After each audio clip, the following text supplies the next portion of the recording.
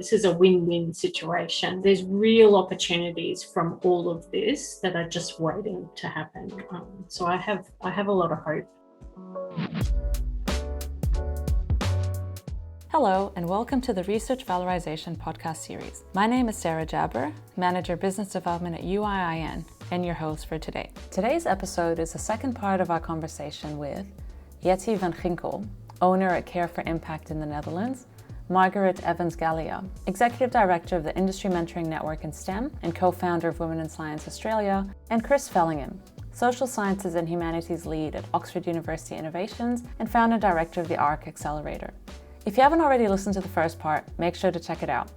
Today, we'll be building on the previous discussion around valorization and commercialization, where our guests will delve deeper into what researchers need to be able to successfully create impact from their research. We hope you enjoy the discussion. You mentioned, for example, some of the skills that you learned through entrepreneurship can really be useful for your research.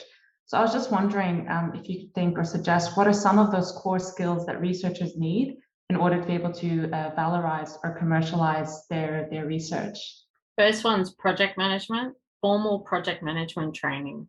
Like seriously, so many young researchers, early career researchers, we go in, we're completely blind. We're handed a project, or you create a project, depending on how it's evolved in your conversations, and make it happen. You've got 3 years. And so we'll see you at the other end with a thesis. And it's kind of like you fly blind for a while, unless there's a really wonderful postdoc or a mentor who takes you under the wing, or you do have an outstanding supervisor who gives you that really hands-on guidance. But with the time and the pressures and the grant writing responsibilities of academics today, that's getting harder and harder and harder to do for 7 to 10 PhD students in their lab, as well as the 5 postdocs who look after them. So I find that that's a real challenge, is just something as simple as that, but also risk-taking, strategizing forward and planning ahead, goal setting.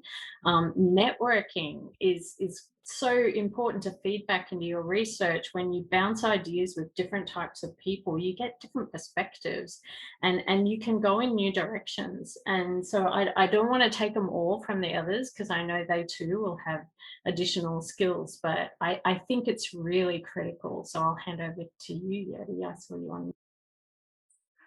Yeah, I think you mentioned most of the important ones indeed. I think one, and maybe it's not even a skill, but it's just a perspective, but really the value of time.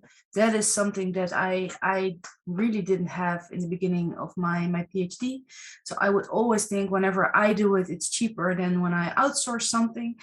And as an extreme example, in my time at the TTO, I had this wonderful, talented PhD student, and she came to me with an invention, and she had a thing to track mice with little LED lights on a needle.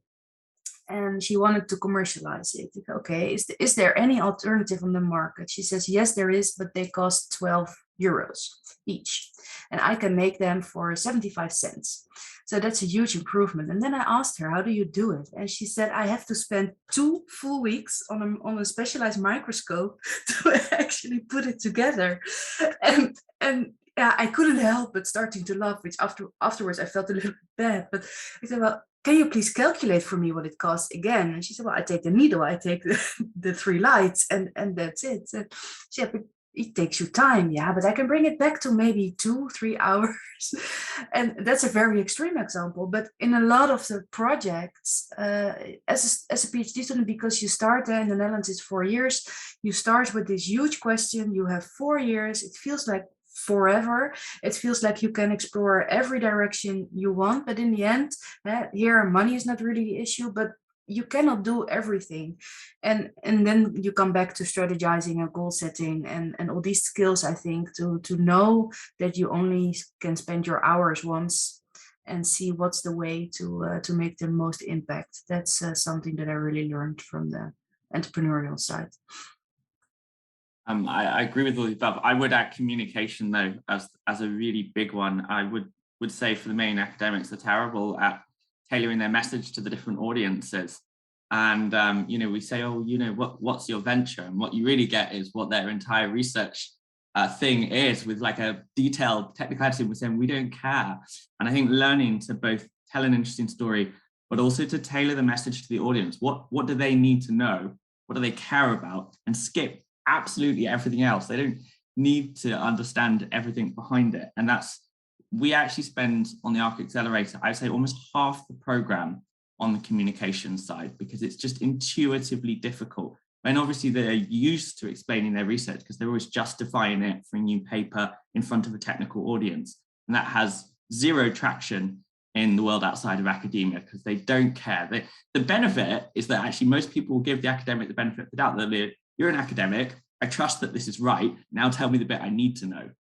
But that's really hard. And I think once they get that though, they've actually got a very powerful tool in their box because they can use that for lots of different things. I actually back that 100%, Chris, because we found that industry leaders, it's really interesting when you do surveys of students versus industry leaders and say, what do they actually need? What training do they need? And so students will always say, oh, grant writing, paper writing, these sorts of very focused technical type of workshops. Industry leaders say leadership, communication, networking. It's all those other skills, the professional skills and the interpersonal skills that are so critical. And I always encourage, because I'm a bit of a social media fiend, I have a bit of a digital footprint, I always encourage people to get on social media because it teaches you very, very quickly in a very short time how to convey your message in any kind of communication, and it will stand you in good stead. I completely back it 100%. So on that, for example, Jetty, with your work at the TTO and with the work you do at the moment, you're really focused on working with entrepreneurs, supporting them, teaching them some of these skills. Chris, you do that with the ARC Accelerator. Margaret, you do that through IMNIS, through the mentoring. But what are some ways, or how can we really embed some of these skills into students, researchers from an early stage across the institution? Should it be, for example, introducing entrepreneurship courses for all undergraduates, not just, for example, business students, which is the case in most unis? Or, how do you, break that myth maybe, or misconception that you can't be an entrepreneur, you can't be entrepreneurial and be a good academic or have academic integrity at the same time?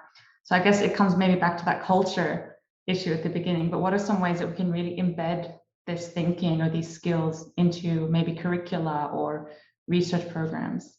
Yeah, I think you absolutely have to. Because what you see now is that I loved, Chris, what you mentioned, the self-selection part, which I really liked. But what we saw is at the moment they come in with an idea and they think, maybe it has to become a startup. They have to further develop the idea. They have to learn about entrepreneurship and they have to figure out if this is actually something that really fits them.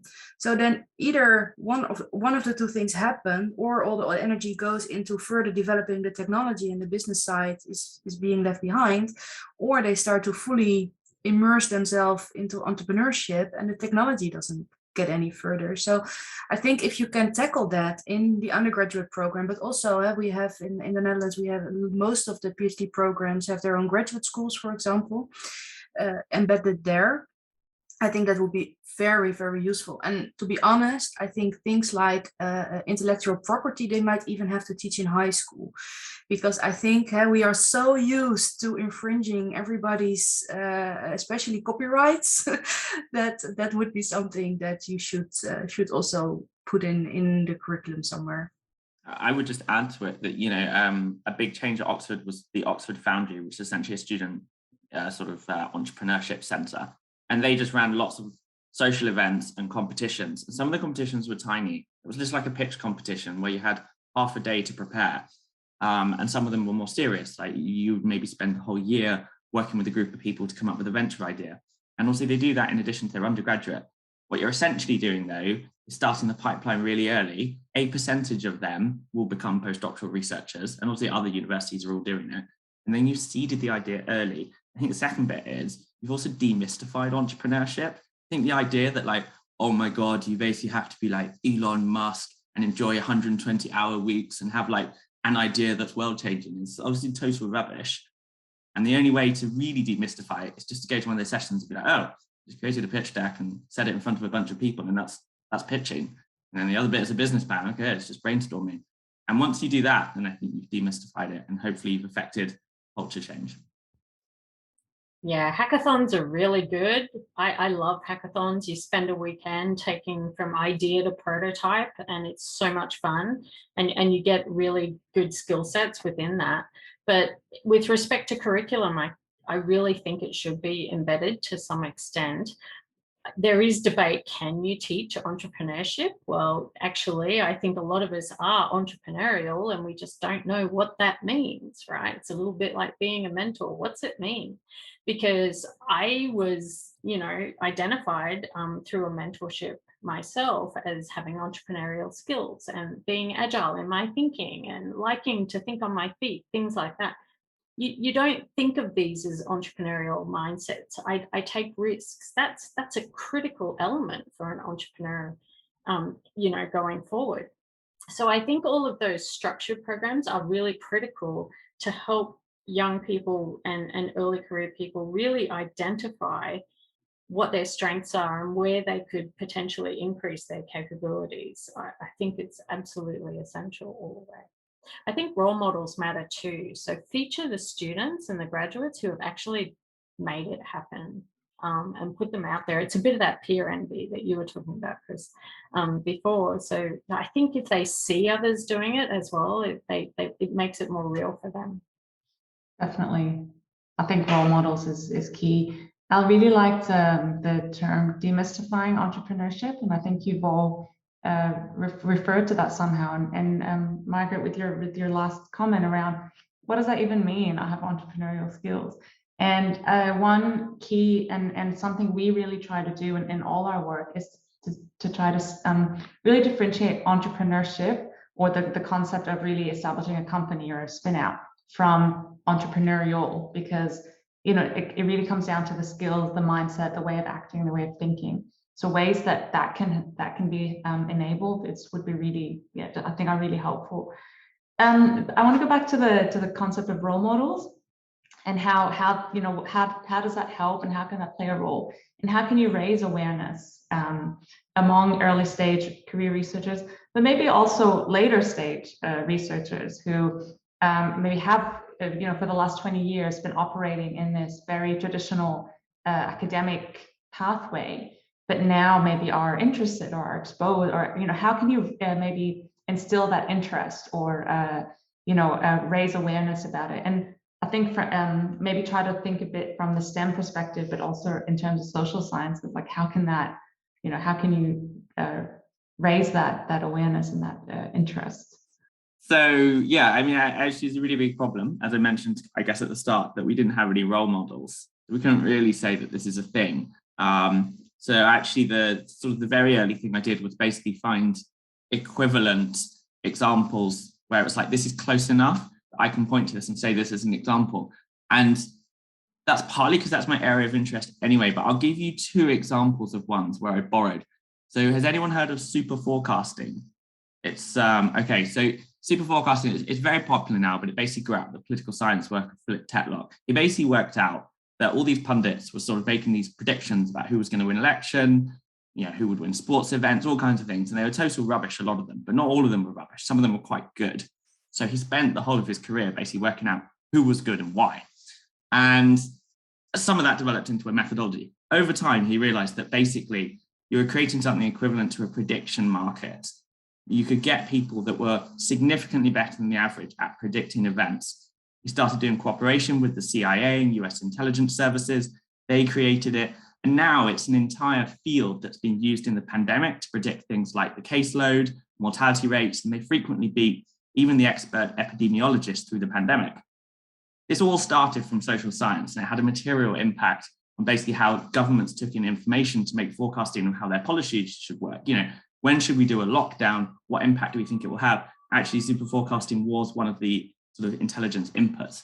So for me, this was like, a lot of the social sciences had heard of that. And I was like, look, that is social science that has translated and has had a very material impact on basically the experience that we're all going through right now. The second one, which was something I sort of been involved in, there's another community called Effective Altruism, which some of you may have heard of. It's partly based on a book by William MacAskill. He was a philosopher at Oxford, so, not usually associated with kind of commercialization. And he basically wrote a book about how some interventions into international development were way more effective than others. You think, fine, it's a book, he's made some good points with some evidence, who cares? What actually started was a whole movement based on that, a community with events, with publications, everything around that. And that's a commercial entity. And now 50 billion in assets come under the effective altruism movement, where the people behind those assets are basically saying we commit to these assets being deployed only in policies supported by effective altruism approved interventions. That's an enormous shift. And that's me also going back to the university and saying, look, social science humanities is not just this like diddly, nice to have, we should support all our divisions equally kind of stuff. It's moved 50 billion in assets globally. Now, okay, sure, there's trillions in assets. That's non-trivial. I'm not sure all the scientists could say that. So I think having those two examples was critical at the early stages before I had other Oxford people to do it. And it was also thought-provoking because I was challenging the business model idea that you had to come with. Because they think, oh, entrepreneurship at Oxford, startups from Oxford, that's like Oxford Nanopore for DNA sequencing. There's big labs, big venture capital going in. I'm saying, no, a think tank would count. Or actually this kind of tool that you created online, that could be something as well.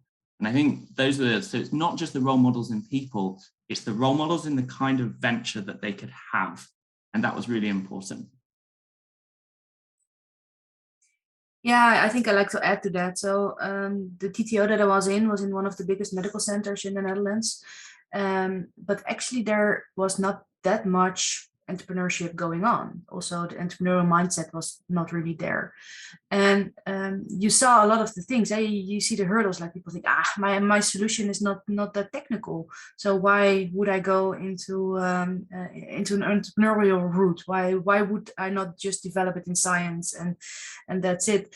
So what we used to do is see if we could get invited in the monthly department meetings or some other regular meeting they were already having, to just go there for maybe half an hour, explain them in about 10 minutes what we could do from TTO office for them, and then see what kind of hurdles do they see. Why would they normally not go to us when they have an idea? And let's see if we could sort of step by step break down a little bit the image that was there for the type of solutions you would have to actually be interesting for a TTO.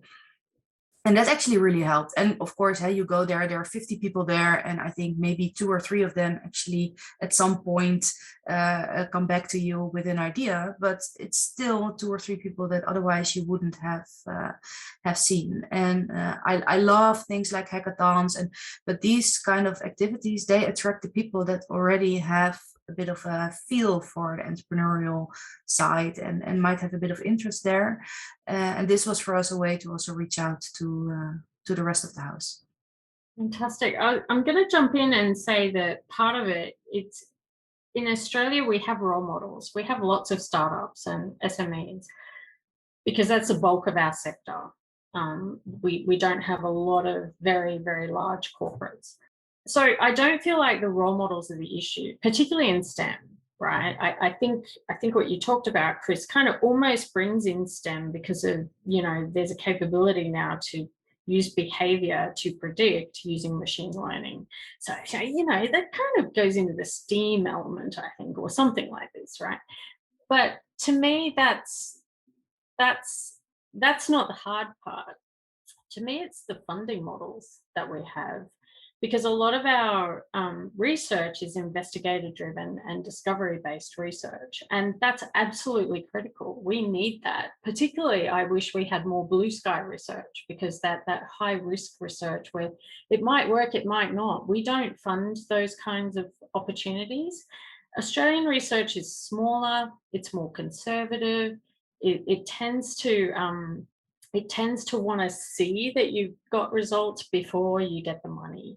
And so I think that whole funding structure doesn't foster entrepreneurship, and it doesn't foster innovation. And we don't have a diverse funding portfolio, available to researchers. We don't have a huge philanthropic sector. We do have philanthropists who are generous, but it's not massive like the US.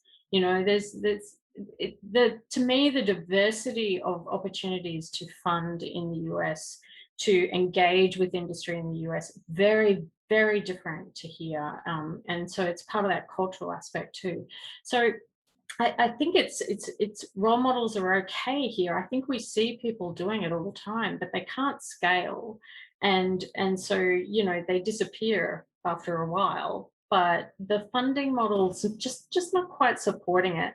And I'm really pleased to see that it's starting to shift right now to try and build an academic sector that has a strong industry sector next to it, because at the end of the day, it's going to benefit both. It's not an either or. This is a win-win situation, even though it can't quite be seen right now, and it's hard times, particularly coming out of a pandemic. But I think, you know, there's real opportunities from all of this that are just waiting to happen. So I have a lot of hope for the future. Thank you for listening to today's discussion. Stay tuned for the next episode on the Research Valorisation podcast series. Follow us on Spotify and LinkedIn, and don't forget to sign up for our podcast newsletter at uin.org.